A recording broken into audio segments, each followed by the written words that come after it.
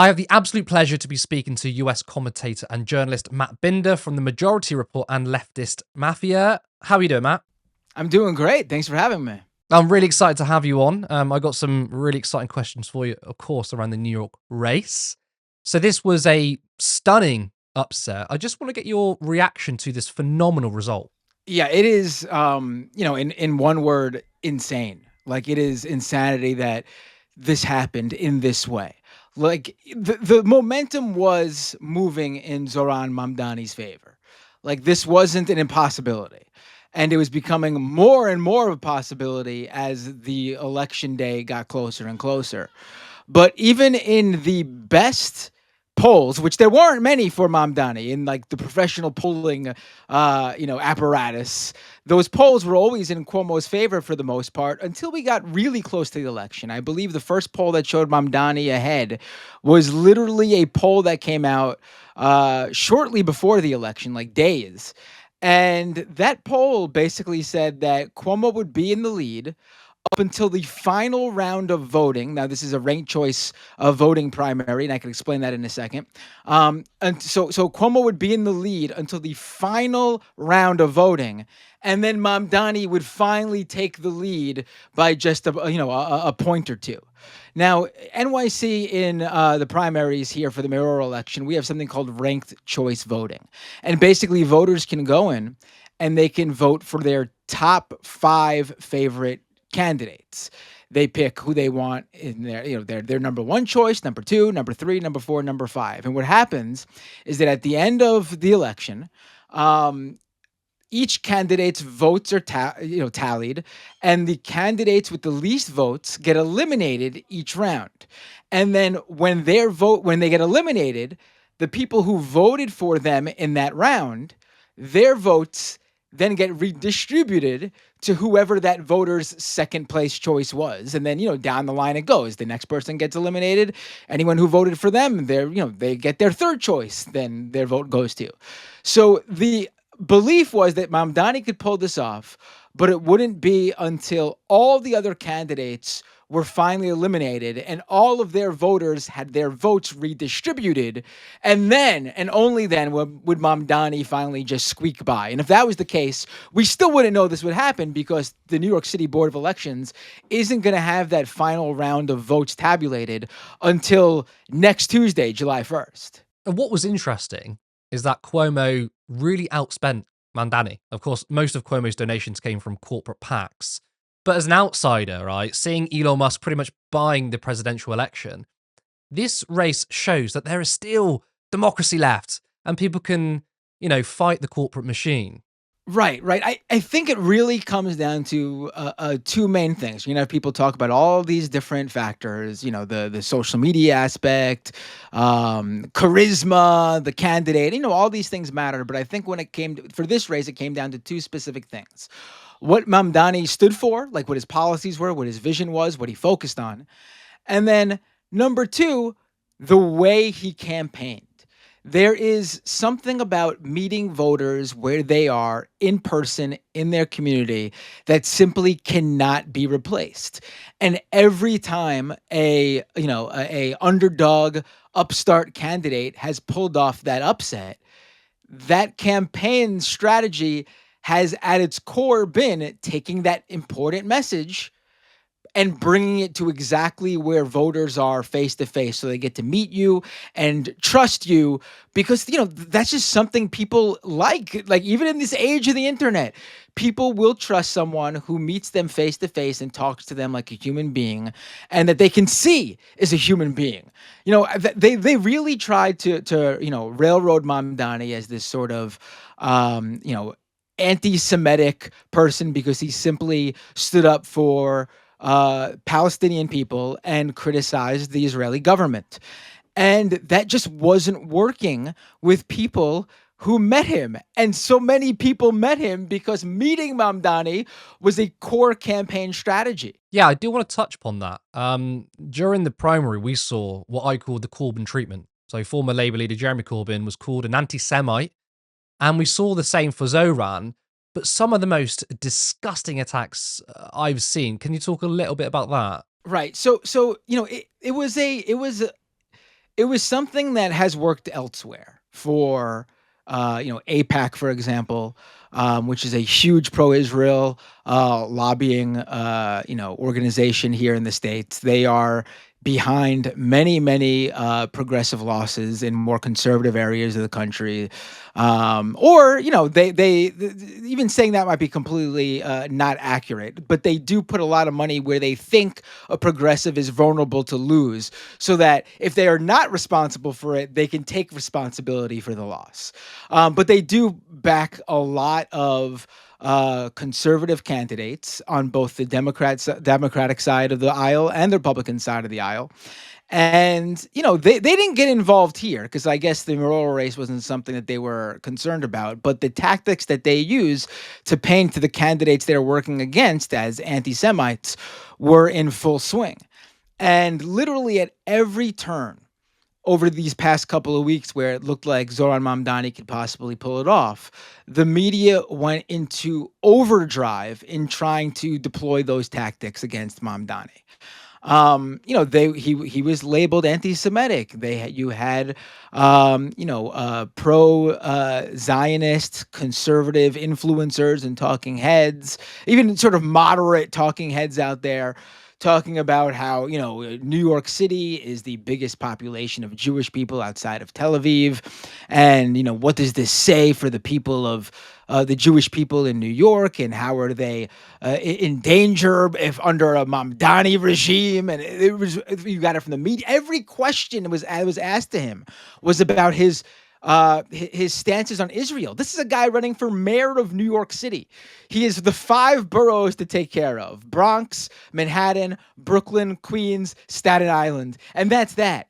Foreign policy does not have any any place in this discussion, yet he was constantly badgered here, and he handled it superbly. For me, a real standout moment was at the debate, one of the debates, one of the first of the 2 debates that he had, where he was standing up there where with a number of the other candidates, Cuomo included, and they're being asked, as mayor of New York City, what would your first foreign trip be?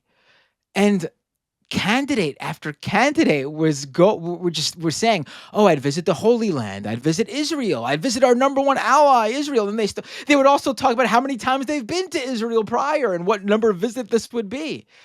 And Zoran, literally every candidate said Israel. And Zoran Mamdani was the only candidate who didn't only not say Israel, but his response perfectly pointed out how ludicrous the question was, regardless of if you said Israel or not. He simply said, I would just stay in New York and meet with New Yorkers in the 5 boroughs. And I would meet with Jewish New Yorkers in the 5 boroughs to see what they would need from me as mayor. And that was a perfect answer, because it took the how ludicrous this question was for a local government position, and it turned it on its head and refocused it back on what he actually can do and what he should focus on as mayor. And it just was the perfect encapsulation of how this guy was a different candidate on just so many levels. He never wavered from his position. He never threw, his pro-Palestinian and Zionism criticism under the bus. He stood firm while still at the same time ensuring Jewish New Yorkers that they had nothing to worry about. And the whole ridiculousness too is underscored by the fact of, he had Jewish people working on his campaign. Young Jewish people make up a huge swath of his supporters. And in fact, now that we know what happened on election day, now that we can Monday morning quarterback this, it is simply impossible for Zohran Mamdani to have pulled off the win in the way that he did without winning over a substantial portion of Jewish people in New York City. And this is before we even get to those final rounds where there was this fantastic thing that happened with ranked choice voting where candidates can form coalitions with other candidates without a candidate having to drop out and admit it's over for them. because you can simply say, vote for me as number one and this guy as number two. We're in lock and step. We agree on so many things. And, when one gets eliminated, those supporters go to the other guy. And Brad Lander, who is currently the New York City comptroller, he's also a Jewish New Yorker. He's a bit more liberal. He's progressive, but not like a democratic socialist. At least like a soc dem and a social democrat. And he and Mamdani formed this alliance. And not only did they form this alliance where they told their voters to rank the other guy as number two in order to stop Andrew Cuomo, they also campaigned together. And whenever Zohran Mamdani was being knocked as this sort of anti-Semite for his views on Israel, Lander was there to defend Mamdani, and it's unfortunate this needed to be that a Muslim New Yorker would need this, but at the same time, this is a campaign, and you need to pull out all the stops. As a Jewish New Yorker, Lander was there to speak in defense of Mamdani, and I think it was super important. And at the end of the day, whatever Cuomo gets as those other candidates are knocked out and their votes are distributed, and of course some of those votes will go to Cuomo, Lander came in as a safe third place, distant from Cuomo and Zohran, who were far and away first and second, but also third place far and away from everyone else who did much worse than Lander in third place. And at the end of the day, whatever votes Cuomo will gain, the Lander votes that go to Zohran when Lander is eventually knocked out in the second to last round of voting, it's going to basically just make all those votes that Cuomo gains from the other eliminations moot, because it's gonna just make them like they didn't even happen, because the number of Lander number one votes that are going to go number two to Zohran. So it was a display of what can be possible when the left and progressives decide to come together to stop conservatives and candidates that don't represent their values.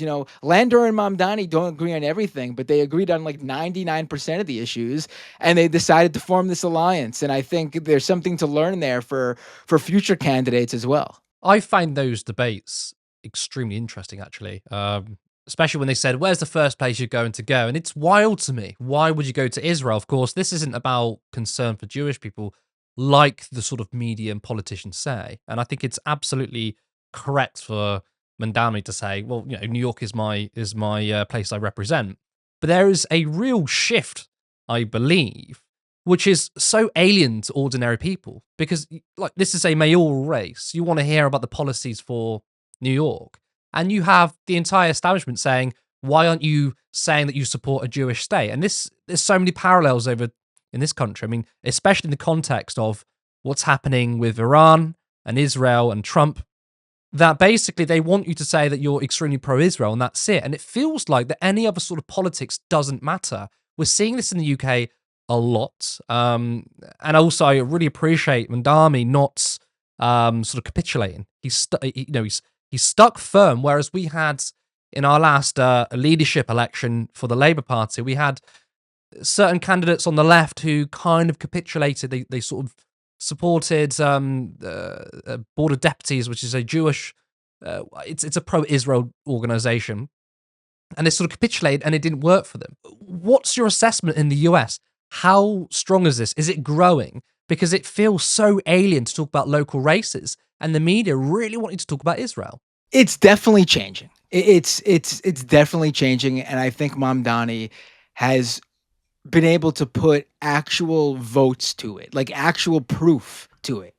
Because there's been poll after poll about how, young people, especially their views on Israel and America's relationship with Israel is changing, and how the genocide in Gaza, perpetuated by the IDF and the Israeli government, has been really driving that change among people. And these polls have shown, especially among Democrats of all ages, that their views are changing on Israel, and that, Israel, especially within a Democratic primary sort of scenario, a pro-Israel position is not what it used to mean.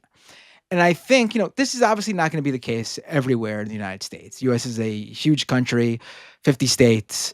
Might as well some states might as well be a different country, and some districts inside of a state might as well be a different country to the state itself.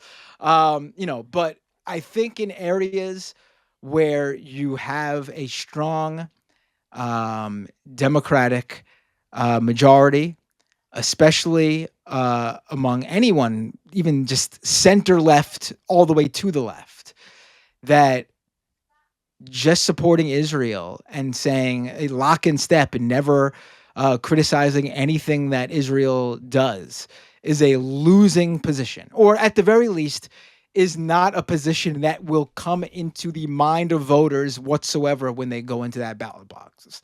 I'm not saying when they voted the ballot box. Like, I'm not saying even like, voters went to the polls on Tuesday and said like, oh, we support Mamdani's, criticisms of Israel. What I'm saying is a lot of voters went to the polls on Tuesday and said, this just does not matter to me, whatever I care, whatever my position on Israel is, whether it's pro or I have criticism of it. It just does not matter to me enough to change my vote. And what matters to me is the bread and butter issues, like the economic policies that Mamdani was putting forward. That's what mattered to me when I voted at the poll. And a lot of people said that, obviously, and that's what put Mamdani over. The general election of the mayoral race isn't until November. Is there a risk that Cuomo could stand as an independent, and could there be some sort of coordination with Eric Adams to stop Mamdani? There should be concern of this. It's not unheard of. There was a very notable case that happened a few years ago. I believe it was in Buffalo, New York, which is upstate. Very different. You hear Buffalo, New York, and you hear New York City. They're both in New York. Couldn't be further from each other. Like it's like there are big cities in other states closer to New York City than Buffalo, New York is to New York City. But it is something to think of. A socialist candidate in the Democratic primary beat the Democratic incumbent in the primary race.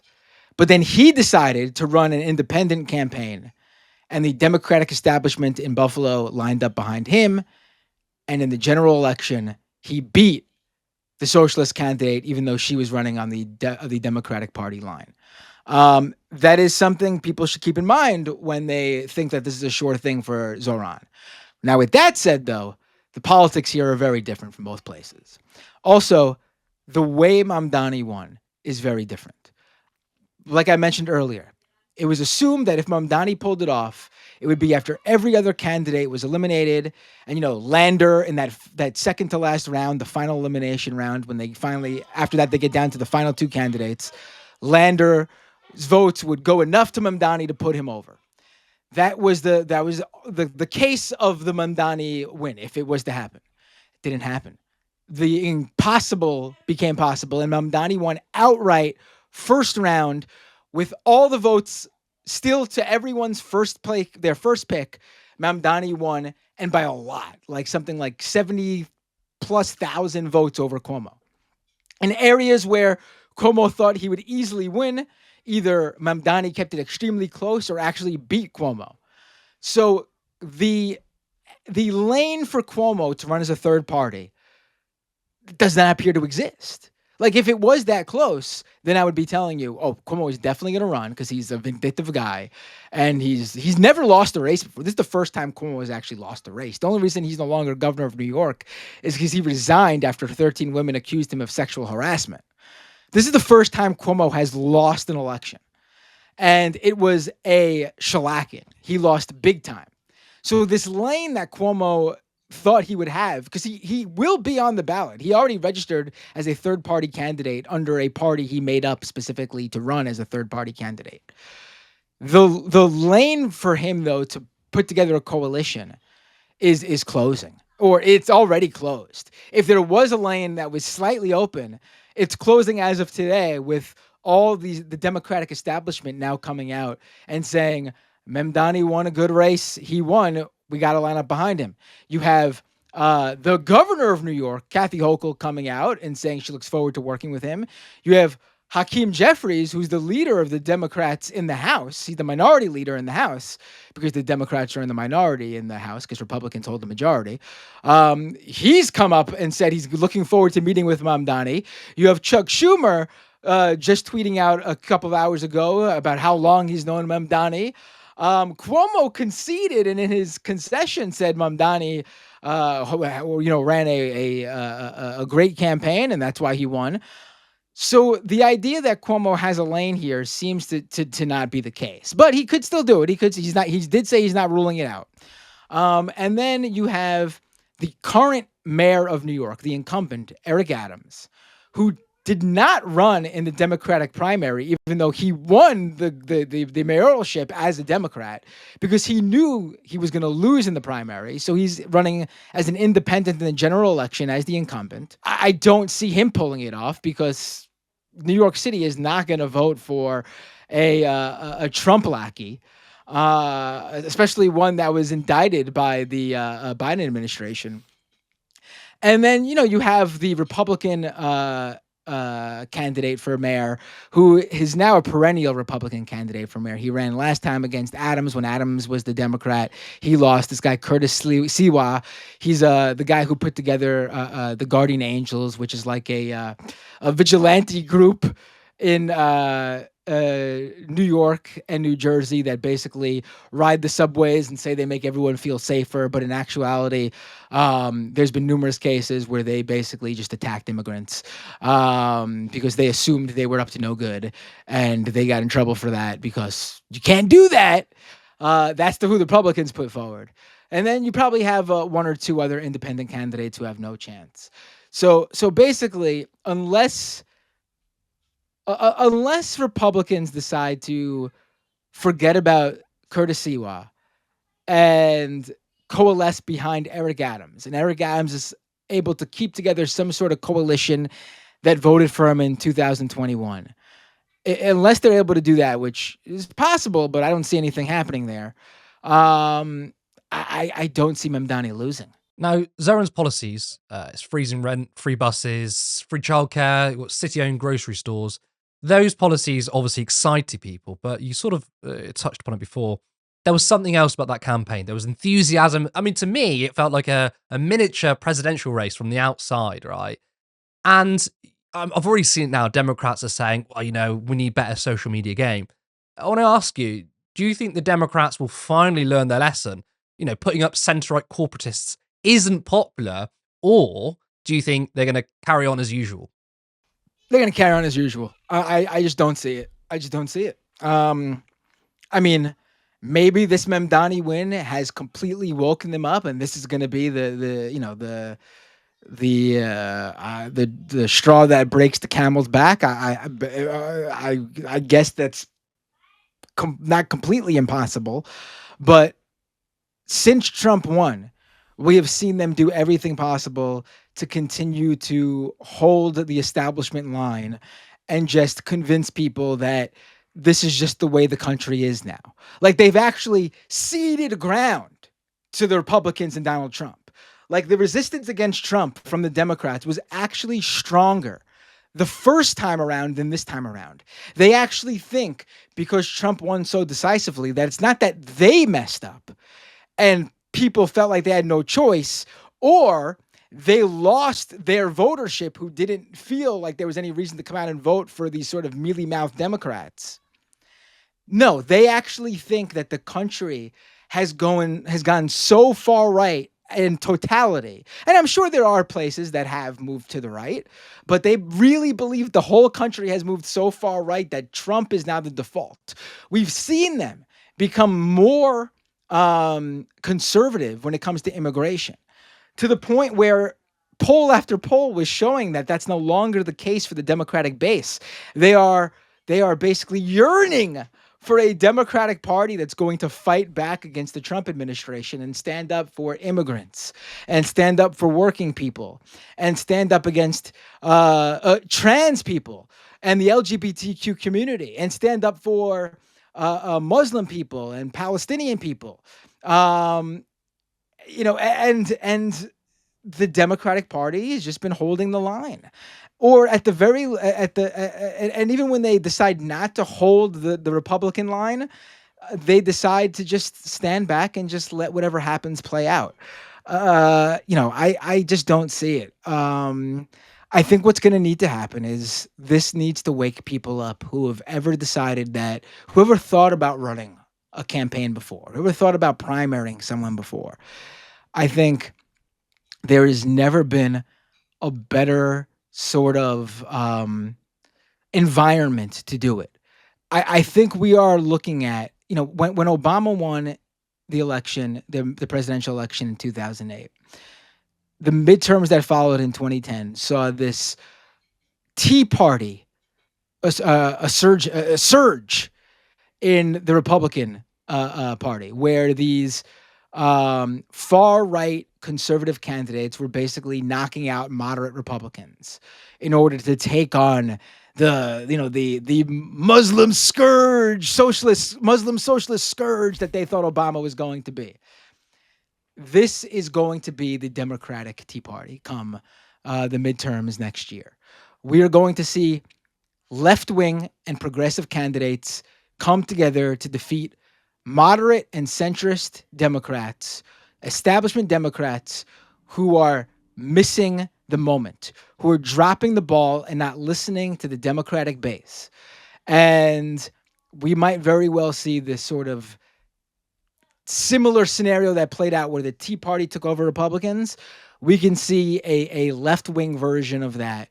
And again, when I say left-wing, I'm talking anyone center-left who's decided that the establishment and the moderate Dems are no longer the way.